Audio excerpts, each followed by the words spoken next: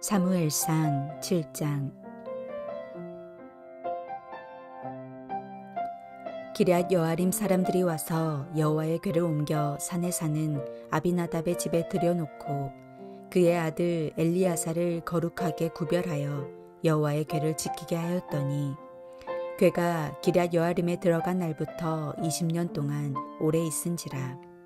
이스라엘 온 족속이 여호와를 사모하니라.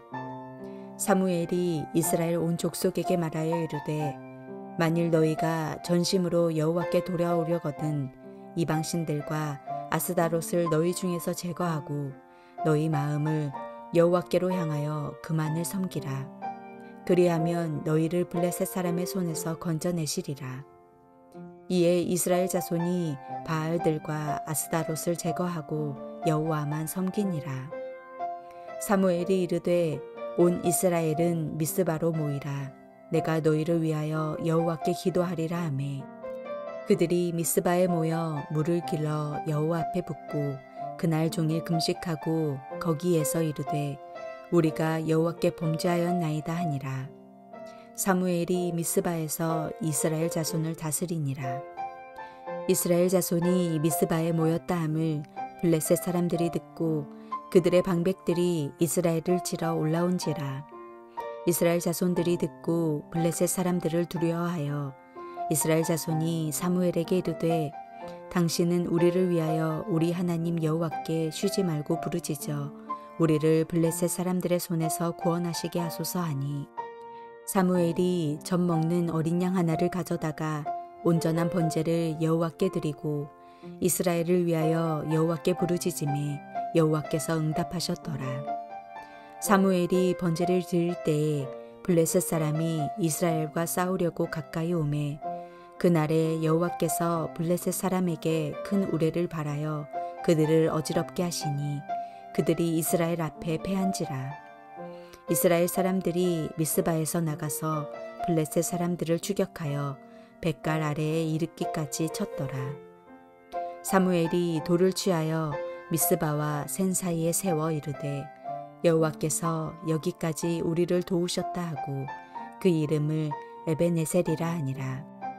이에 블레셋 사람들이 굴복하여 다시는 이스라엘 지역 안에 들어오지 못하였으며 여호와의 손이 사무엘이 사는 날 동안에 블레셋 사람을 막으심에 블레셋 사람들이 이스라엘에게서 빼앗았던 성읍이 에그론부터 가드까지 이스라엘에게 회복되니 이스라엘이 그 사방 지역을 블레셋 사람들의 손에서 도로 찾았고 또 이스라엘과 아모리 사람 사이에 평화가 있었더라. 사무엘이 사는 날 동안에 이스라엘을 다스렸으되 해마다 베델과 길갈과 미스바로 순회하여 그 모든 곳에서 이스라엘을 다스렸고 라마로 돌아왔으니 이는 거기에 자기 집이 있음이니라. 거기서도 이스라엘을 다스렸으며 또 거기서 여호와를 위하여 제단을 쌓았더라.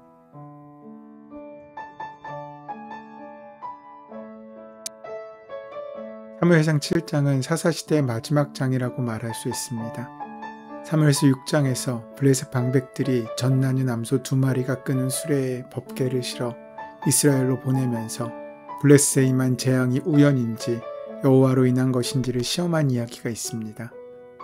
그때 그 암소는 모성 본능에 따라 새끼들이 젖을 기다리는 집으로 돌아가지 않고 이스라엘 땅을 향해 울면서 법궤를 싣고 갔습니다. 하나님의 역사이고 하나님의 이끄심이지 않습니까?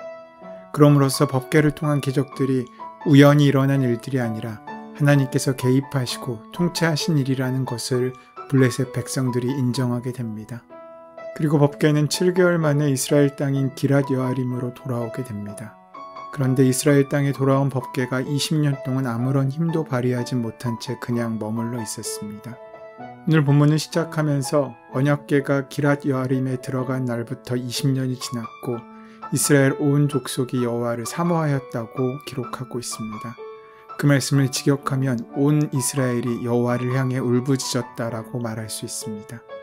3절을 보면 이스라엘이 온갖 우상을 섬기고 있었음을 우리는 알 수 있습니다. 또 7절을 보면 이스라엘은 여전히 블레셋의 압제 아래 있음도 알 수 있습니다.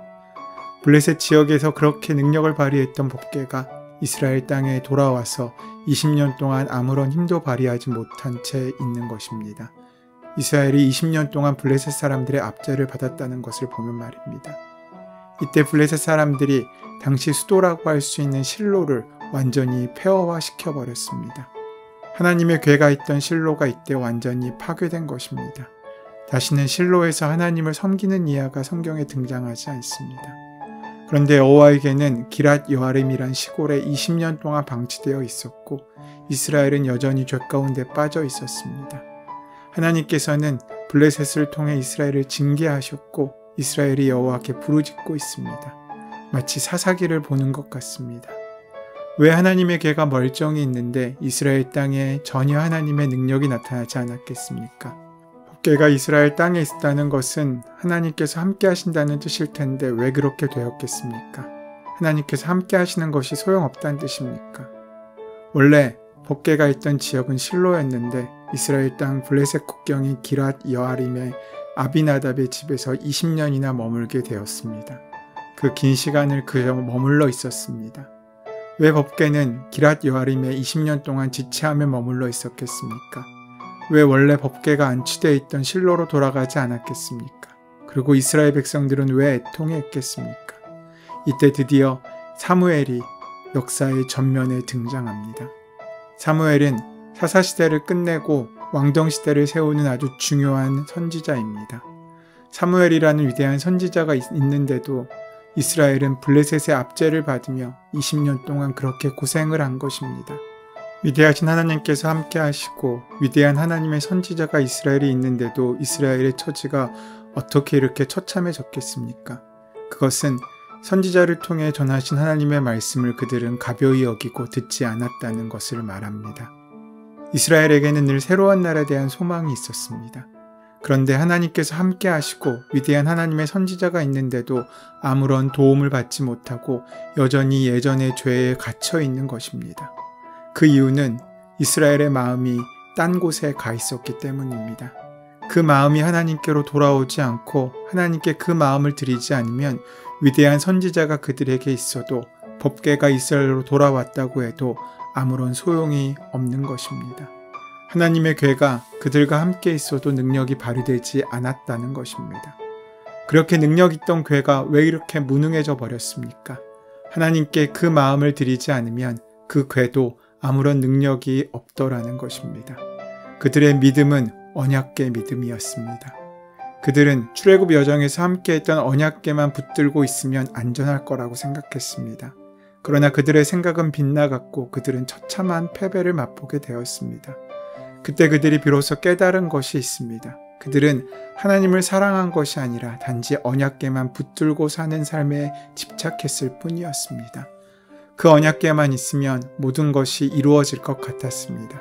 그들은 하나님을 단지 자신의 욕망을 채우는 도구로 사용하며 살아왔던 것입니다. 그런데 하나님을 사랑하지 않은 채 언약궤만 가지고 있는 것은 그들에게 축복이 아니라 재앙이었다는 사실을 깨닫게 됩니다. 또한 이런 확실한 믿음이 없다면 결국 우상의 그 마음을 빼앗길 수밖에 없다는 것을 오늘 본문은 증거합니다. 법궤는 20년 동안 기랏 여아림이라는 곳에 방치되어 있었고 이스라엘 백성들은 여호와를 사모하고 목말라 하면서 애통해합니다. 하지만 3절 하반전을 보면 이스라엘이 블레셋의 영향력에서 아직도 못 벗어나고 있음을 볼 수 있습니다. 이스라엘은 블레셋의 압제 아래 신음하며 고난의 역사 속에 놓여 있다는 것입니다.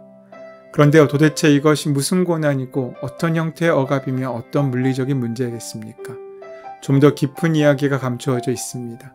이런 의문을 가지고 보면 여기에 아스타돗 우상의 문제가 나옵니다. 블레셋 사람들이 섬기고 이스라엘 사람들이 그들을 흉내내었던 유명한 여신의 이름은 아스타돗입니다. 이 여신의 남편 신이 있는데 고대의 신은 항상 부부가 있습니다. 아스타돗의 남편 신의 이름은 가장 오랜 역사를 가진 바알입니다. 이스라엘 백성들이 하나님을 안 믿은 것이 아닙니다. 신앙 고백도 하고 제사도 드렸습니다. 그리고 자칭 하나님의 백성이라는 자부심도 있었습니다. 그러나 그들의 문화와 가치관과 인식세계의 저변의 의식세계를 실질적으로 지배하고 있던 것은 하나님이 아니라 바로 바알과 아스타돗이었습니다. 그 신들을 섬기는 행위에서 발을 빼지 못한 것입니다. 이 두 이방신은 당시 고대 사람들에게 실질적인 풍요를 약속했습니다. 그들은 승리와 추수의 풍요를 가져다 준다고 사람들은 믿었습니다. 그래서 잘 살기 위해서, 이기기 위해서는 이 두 신을 섬겨야 한다고 생각한 것입니다. 그래서 이스라엘의 이중생활이 시작된 것입니다. 그들은 겉으로는 하나님의 백성인 것처럼 살았지만 실상은 바알과 아스타돛을 섬기며 살았습니다. 그들이 약속한 달콤한 성공과 승리에 집착하여서 그들을 따라갔고 그들을 마음에 두었습니다. 그렇다고 하나님을 안 섬기는 것은 아니었습니다. 때마다 제사를 드렸고 그들은 그 제사 때마다 제물을 바쳐 올렸으며 헌신하였습니다.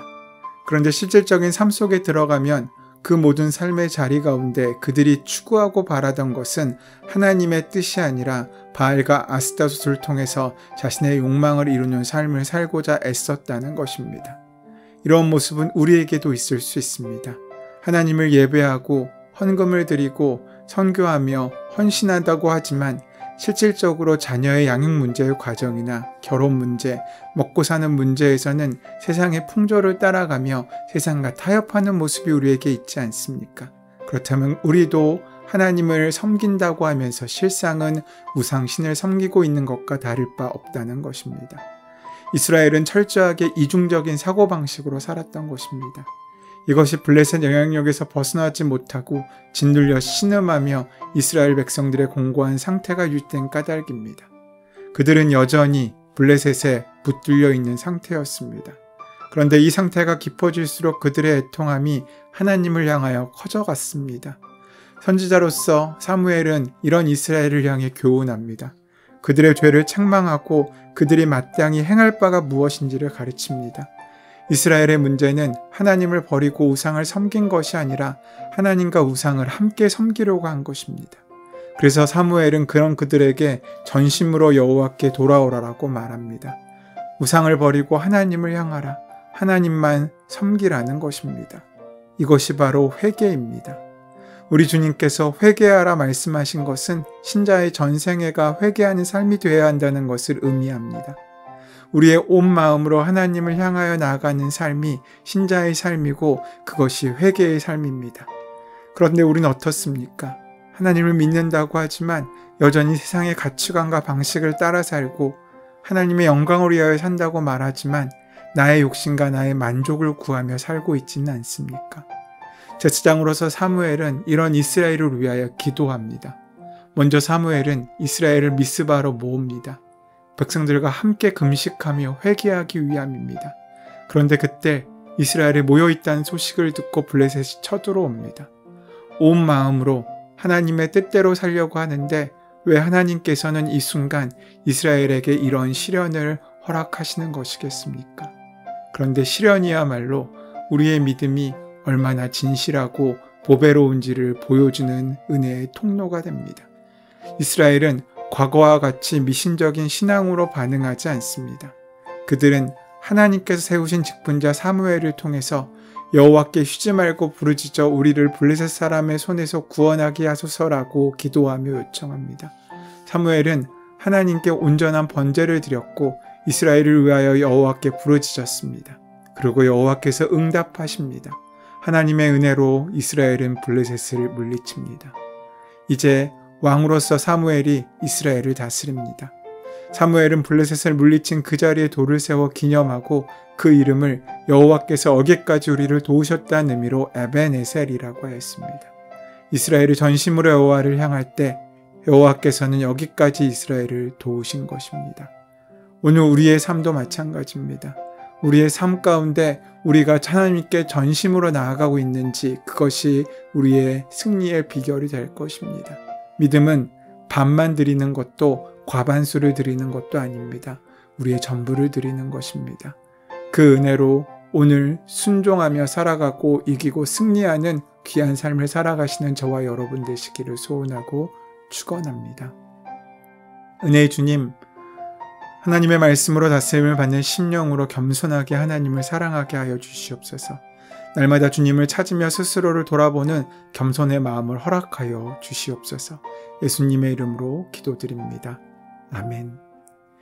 이제 오늘 우리에게 허락하신 말씀이 나에게 주시는 말씀으로 만나지기 위하여 오늘 본문의 말씀을 깊이 묵상하시고 함께 기도하는 시간 가지도록 하겠습니다. 함께 기도합니다.